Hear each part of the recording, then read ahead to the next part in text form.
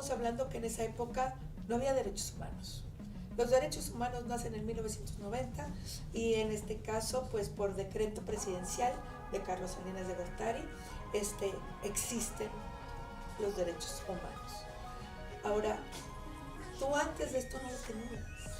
Tú luchaste literal con martillo en mano y con pies de plomo en las calles, cerraste calles, hiciste marchas. Nunca, eso sí, es admirable porque nunca agrediste a nadie. Tú siempre buscaste voz. Desgraciadamente ahora el feminismo se está convirtiendo en eso, ¿no? Vamos a abolir a la ley, vamos a romper los muros, vamos a tirar los signos que nos dan patria. Estoy totalmente en desacuerdo con eso. Tu lucha siempre fue por dentro, tu lucha siempre fue con una valentía, con un respeto, con mucho amor y amor a los demás. ¿Cuándo empieza tu lucha? A partir de que ya hay derechos humanos y sobre todo esta lucha no nada más con la diversidad, sino con los maravillosos hermanos nuestros que son los indígenas. Okay. Bueno, como un preámbulo a esta pregunta, recordemos que ya cuando pasa todas estas etapas, estas violencias institucionales en el sector público, privado, social y en la sociedad que nos señalaban y nos exhibían, empieza a haber un cambio en la sociedad y en el mundo. Viene, por ejemplo, es importante mencionar que la lucha de la diversidad a nivel mundial inicia por dos mujeres trans, que es Marsha Johnson y Silvia Rivera. Ambas, cuando fueron violentadas justamente en el bar Stonewall Inn en Nueva York, en Christopher Street, donde se reunían para divertirse. Y justamente, así como pasó en México con el baile de los 41, allá en Estados Unidos, llega la redada, y esa redada dura una semana, día y noche. Son golpeados, violentados. Por los propios policías. Por los propios policías. Y entonces Marsha Johnson y Silvia Rivera habían sido violentadas por ser trans, ambas, por ser migrantes, por ser pobres. Marsha por ser afro y Silvia, una mujer, ambas ejercían el trabajo sexual para sobrevivir. Claro. Y como decíamos hace un momento, muchas veces es por necesidad, por hambre, no por gusto. A nadie le gustaría pararse en un lugar y besar a alguien que no conoce, o a alguien que no es, o a alguna persona que no cumple lo que tú quisieras, ¿no? Y simplemente no la conoces, no sabes si esta persona y es por te va a matar. para pagar tus comidas, tu hospedaje, una medicina. Entonces eso es muy triste. Y son también valientes, porque son guerreras de vida. Entonces, ellas son, así como decíamos, trans, migrantes, afros, pobres y trabajadoras sexuales. Todo el blanco perfecto para la discriminación. Es correcto. Y entonces las violentan y ellas hacen una marcha que reúnen a más de 10,000 personas y marchan desde Stonewall al Central Park. Y a partir de ahí se replica en varias ciudades de Estados Unidos, como San Francisco, que es la capital de la diversidad, y luego en Europa. Y 10 años después llega a México. Y allá en Stonewall fue el 28 de junio de 1969. 10 años después llega a México. Justamente nuestra hermana dramaturga, Nancy Cárdenas, que fue una mujer lesbiana, abiertamente lesbiana, fue quien inicia la lucha junto con hermanos y hermanas gays como Lizárraga y varios compañeros de la diversidad. Luchan. Y como no había ¿qué es lo que ahora le llamamos el Pride? Claro, En el mundo. Sí, claro. No había un festejo, una celebración. Entonces, ellos inician la marcha de la lucha por nuestros derechos. En Estados Unidos marcha Silvia Rivera, en México Nancy Cárdenas, que fue la primera mujer que se declaró lesbiana a pesar de la época, y fue la primera mujer de la diversidad que fue entrevistada por Jacobo Saludowski. Wow. Entonces fue algo maravilloso, pero ella se enfrentó al mundo, a México, a la sociedad, Claro, claro. y dijo, yo soy diversa y voy a liderar este movimiento. Y que Jacobo Zabludovsky le dio la oportunidad, porque estamos hablando que la televisión mexicana siempre fue conservadora. Claro, entonces eso fue maravilloso, y ahí Nancy se agrupa con más compañeros y compañeros de la diversidad, y empiezan a adentrarse en marchas, y la primera marcha que ellos se incluyen es en la de Tlatelolco, en la marcha de Tlatelolco. Del 68. Así es, ahí ellas empiezan, en las marchas que había cada año de la protesta de Tlatelolco, se iban como, se agrupaban, ¿no? Con sus banderitas y todo, pero pues las veían como muy... Como parte de, sí, como parte un grupo de, aparte, un grupo pero aparte. digamos que se colocó en esta marcha para seguir en la lucha. Para agarrar fuerza. Con el tiempo se fue dando más y más. Y hoy también quiero decir que orgullosamente soy, desde hace más de 10 años, pertenezco al comité de la marcha de nuestra ciudad, de nuestro país, precursora de esos proyectos. Y ahora esas marchas son marchas de protesta. Que no se pierda, siempre hemos exigido que no se pierda el objetivo de esa marcha, que fue una marcha de protesta, exigiendo nuestros derechos. Qué bueno que también haya celebridad y que haya festividad, ¿no? Por lo logrado. Es que es parte de... Claro, pero que no se convierta en un carnaval, que nunca se pierda la esencia del por qué surgió esa marcha. Y el respeto. En el mundo y en nuestro país. Ahora, y el respeto a las personas que estuvieron antes que nosotros, sí, y nosotras. Entonces nos toca a nosotros llevar la batuta, porque nosotros estamos de paso. Lo único que tenemos en esta vida es la muerte, es lo único seguro, nada tenemos seguro en esta vida. Entonces, en ese lapso de tiempo que estamos aquí, tenemos que hacer luchas y dejar ese pequeño granito de arena, esos pequeños legados, para que las futuras generaciones se sientan orgullosas y que no haya un retroceso, que luchen por los derechos y que haya más derechos, porque ya en esta nueva época que tú comentabas y que preguntabas, de la nueva etapa de los derechos humanos, yo ya empiezo a involucrarme ya de otra manera, empezamos a agruparnos y se logra, junto con muchos activistas, el derecho al matrimonio igualitario, que antes fue el Tratado de Unión por Convivencia, ¿sí? Que surge, por ejemplo, otra compañera que fue la primera diputada lesbiana, Patria Jiménez, ¿sí? Y Lolkin Castañeda, que también es otra compañera lesbiana, que empezaron la lucha por nuestros derechos. Y pasa el tiempo y es cuando logramos, después de muchas reuniones y luchas, el derecho al matrimonio igualitario. Después logramos el cambio de identidad de género, del cual me honra decir que soy parte de esas coautoras de vida, que surge el derecho a la identidad de género de las personas trans, surge con Agnes Torres. ¿Quién fue Agnes Torres? Agnes Torres era una mujer trans que nació en Puebla, en una ciudad muy conservadora. Y ella, como ve que, al igual que yo, que no podía tener un futuro ahí, se va a estudiar a la Universidad Veracruzana y se recibe, acaba su licenciatura, regresa en la época electoral a Puebla. Y ella escribe una carta y dice en su carta: yo tengo un sueño, que algún día las mujeres de mi país tengan el nombre de acuerdo a su identidad de género, como mujeres. Y eso causa mucha ámpula. Y entonces hacemos grupos y varias activistas, mujeres trans y compañeros de la diversidad, empezamos a apoyar, ¿no? Para que eso fuera una realidad. Justamente Agnes empieza su lucha muy fuerte allá, y previo a unas elecciones es atacada por candidatos, y un día Agnes desaparece y días después su cuerpo aparece, su camioneta aparece calcinada en un basurero, y las investigaciones arrojan que fue torturada previamente. Agnes fue asesinada por exigir los derechos de las mujeres trans.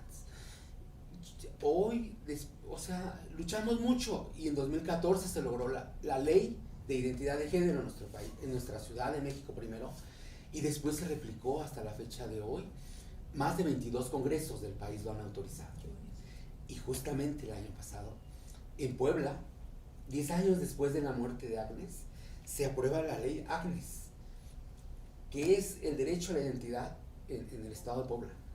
Hoy las mujeres trans de Puebla y de todos los estados que lo han aprobado, todas las mujeres trans del país que logren hacer su cambio de identidad de género en su acta de nacimiento, tienen que estar muy agradecidas con Agnes Torres y saber quién fue Agnes Torres, porque fue la que soñó con que todas las mujeres trans tuviéramos el nombre de mujer, ¿sí?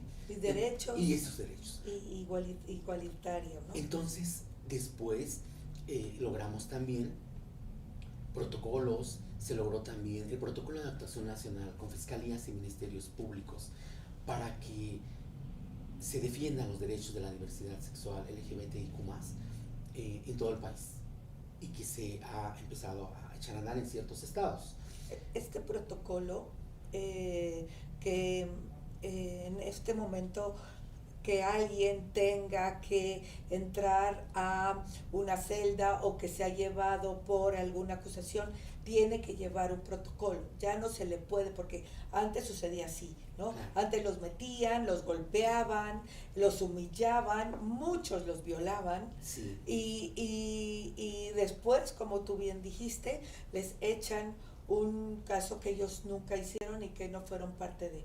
Ahora ya se sigue un protocolo para que estas personas tengan derechos humanos y tengan respeto para primero proceder a una investigación antes de que sean encerrados. Y antes no había. Pero ahora este protocolo lo hicimos junto con Gobernación, CNDH y FGR en aquella época. Entonces, también logramos el otro protocolo con la Secretaría de Seguridad Ciudadana en la Ciudad de México. Logramos que en la primera constitución de la Ciudad de México, porque antes era Distrito Federal y ahora es CDMX. Así es. Entonces, y ya está homologado a nivel mundial. Ajá, entonces cuando se empezó a construir, a elaborar la Constitución de la Ciudad de México, nosotros participamos directamente como constituyentes ciudadanas. Okay. Y cada sector de la población llevaba propuestas de lo que querían que fuera plasmado en esa Constitución, claro, previo a todo un arbitraje y a todo un proceso. Por supuesto. Pero lamentablemente personas de la diversidad que trabajaban en la Cámara de Diputados de la Ciudad de México, en el Congreso, fíjate que bloqueaban los derechos de la diversidad. Algo paradójico, porque se da dentro del mismo acrónimo LGBTIQ+. También hay ciertas resistencias, desafortunadamente. Entonces, como todo. Pero si tienes la misma diversidad dentro del Congreso, pues lo que más quieres es justamente poner bien plasmado, claro y preciso cada una de las leyes a favor de ustedes. Así es. Entonces sucede, y fue cuando nosotras, junto con un grupo de activistas trans, tuvieron que llegar a... Hacíamos las propuestas. Y me acuerdo mucho que fueron justamente unas líderes y mujeres feministas las que nos abrazaron, nos arroparon con esas iniciativas y nos dijeron: no se preocupen, si las personas que están trabajando aquí en el Congreso y son de la diversidad no las apoyan, nosotras sí. Y se opusieron y se enfrentaron, y 3 mujeres que nos arroparon mucho, feministas, que fue Rosa María Cabrera Lotfé, que había sido diputada, una gran líder en la luchadora social que murió en la pandemia, Martita Rodríguez, y también Indira Sandoval. Fueron las 3 mujeres feministas constituyentes quienes nos abrazaron esas iniciativas, y gracias al apoyo de ellas, hoy en la Constitución de la Ciudad de México es la primera constitución del mundo que respeta los derechos de la diversidad sexual y las 3 T's: los derechos de las personas transexuales, transgénero y travestis. Y paradójicamente fueron hermanas feministas quienes nos apoyaron. Qué bueno. Entonces eso es algo hermoso, algo que no se debe olvidar, algo que se tiene que saber y que las futuras generaciones deben saber, porque debemos saber nuestra historia, de dónde venimos y hacia dónde vamos. Nadie debe olvidar sus orígenes, porque un pueblo que olvida sus orígenes está condenado a repetir Exacto. su tragedia. Exacto. ¿Sí? Entonces es muy importante que se sepa, porque lo que no se ve no existe y lo que no se menciona tampoco existe. Entonces se van surgiendo estos derechos. Logramos también que conjunto con Jack México y Iván Tagle, que es su gran líder, la prohibición de las terapias de conversión, las ECOSIX, en la Ciudad de México. Las terapias de conversión se dan mucho en provincia cuando los papás dicen, no, es que como mi hija se quiere besar con otra niña, o como mi hijo se quiere pintar los labios. No, esto no es normal. Entonces van y hablan con el cura de la iglesia y los meten en una terapia de conversión. En una época las metían y las torturaban y les daban electroshocks para que se reconvirtieran, o les hacían exorcismos, como pasó en Sonora con una gran compañera de la diversidad, que ahora hay un documental que se llama Para Sara, que ella de joven, cuando se dio cuenta que era diversa o lesbiana, la mandaron a un centro de conversión y la torturaron unas monjas, ¿sí? Y la acostaron ahí, le daban electroshocks. Y yo digo, ¿cómo es posible? Todavía al día de hoy dicen, por ejemplo, en California, en Tijuana, en ciertas ciudades, ay, pues nosotros los curamos, mándenos. Los curamos, Ajá, como si fuera una enfermedad. Ajá. Hágame usted el favor. Y yo digo, si esto no es una gripa. No, ¿Sí me explico? O sea, no es una gripa. Bueno, no te vas tan lejos. Sí. Tuvimos aquí en Ciudad de México, no nada más en Tijuana, en Sonora, donde tú dices, en Ciudad de México, tuvimos un manicomio que se llamó el Manicomio de Mujeres. Este estuvo en el centro histórico. Todavía, si te quieres dar una vuelta, existen las puertas de madera, en donde en la parte de arriba tienen las caras de mujeres gritando, talladas de madera. Es impresionante ese espacio. Tú llegas y, como bien dices, se te pone el pelo de punta. Ahí a las lesbianas o personas que tenían lujuria, ¿no? Las metían ahí en agua hirviendo para que se les quitaran las ganas o para que se les quitara el gusto por su mismo sexo. Esto fue de mujeres y fue un manicomio que duró mucho tiempo, y todas las mujeres que no, como tú bien lo acabas de decir, que no se ponían en un prototipo que era, tú tienes que dedicarte a la casa, debes de dedicarte a darle a tus hijos de cenar, tú eres la madre que va a educar a sus hijos y nunca te vas a poder enamorar de otra mujer. Bueno, pues ahí utilizaban todas estas prácticas espantosas en Ciudad de México. Y hace solo 100 años, se cerró este manicomio. Así que con lo que tú estás diciendo, querida mía, no estás tan lejos. Ahora, recordemos también que en una época también eran asesinados las personas diversas, y los chicos gays los llevaban, los llevaban a las hogueras de San Lázaro. Sí. Antes de que fuera lo de la cárcel de Lecumberri, Sí. eran ahí las hogueras de San Lázaro. Y ahí llevaban las personas de la diversidad a la hoguera y ahí los quemaban, porque era un delito. Y si no, ahí a la castaña. Sí, entonces era traumante. Entonces sí ha habido un avance, logramos también, por ejemplo, aparte de la Constitución, recientemente, en 2022, logramos con Relaciones Exteriores, después de presentar un amicus curiae en la Suprema Corte de Justicia de la Nación, logramos un grupo de activistas que se autorizara la identidad de género de las mujeres trans inmigrantes que transitan alrededor del mundo. Ya pueden asistir a las 80 embajadas de México y los 60 consulados para que les den su identidad como mujeres y ya no sean indocumentadas. Wow. De ese día a hoy, más de 1,500 mujeres trans han dejado de ser indocumentadas. Acudieron unas en Singapur, unas que están en España, muchas en Estados Unidos, en Canadá, y ya tienen una identidad. Y eso es otro pequeño granito de arena, otro pequeño logro, pero es así como se va haciendo los derechos, se van logrando esos derechos. Y que sé que es muy difícil también este tema, porque me encanta tu muñequita, que te la regaló una indígena. Por favor, muéstrala a la cara lo hermosa que está. Mira qué cosa. Bueno, ella es Tengo una amiga, mi amiga se llama Brígida Ricardo. Brígida Ricardo es una mujer emprendedora, es una mujer de los pueblos originarios de de la región Otomí. Brígida también en alguna época fue violentada, discriminada, y ahora es una luchadora social e emprendedora.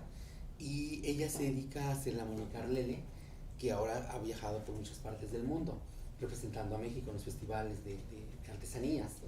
Entonces Brígida recientemente, pues ahora que ha pasado el tiempo y que soy pues, una defensora de derechos humanos, hemos participado en congresos.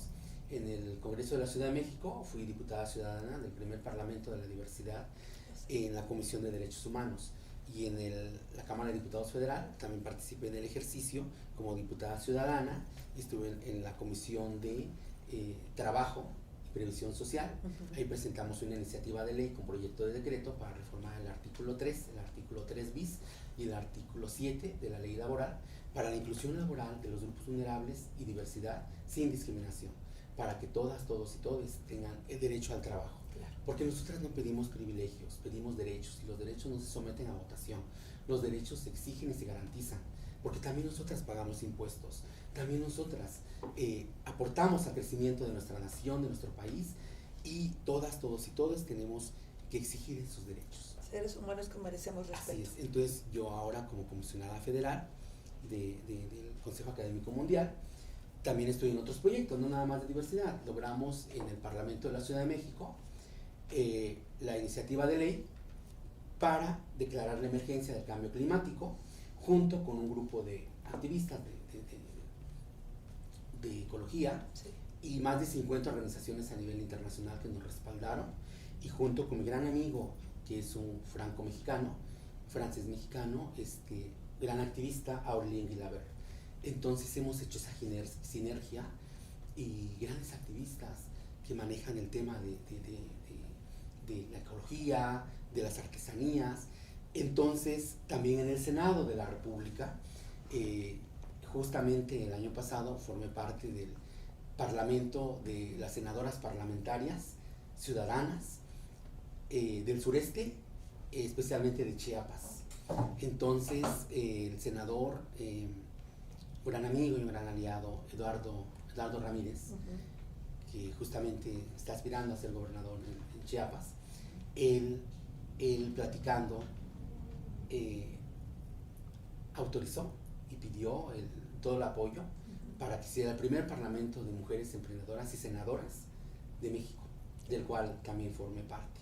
Entonces presentamos también iniciativas de ley para el emprendimiento de las mujeres, que todas las mujeres, inclusive las que están en reclusión, sus artesanías que hagan, las presentemos en los congresos y en los festivales oficiales, para que ese dinero que se recaude sea de apoyo directo para ellas y no haya un intermediario. Exacto. Porque luego le compran una obra de arte, un cuadro, una muñeca en muy poquito dinero y lo venden al triple. Es correcto.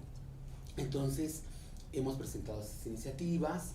En la Ciudad de México presenté una iniciativa también para las casas arcoíris, las casas de las diversas, que en cada alcaldía haya una casa diversa y que esa casa sea como un encuentro para los grupos más vulnerables. Como una casa de cultura. De cultura para los inmigrantes, afrodescendientes, pueblos originarios, discapacitados y personas de la diversidad LGBTQ+, y que sea un vínculo para que les puedan dar los programas sociales que hoy gozamos.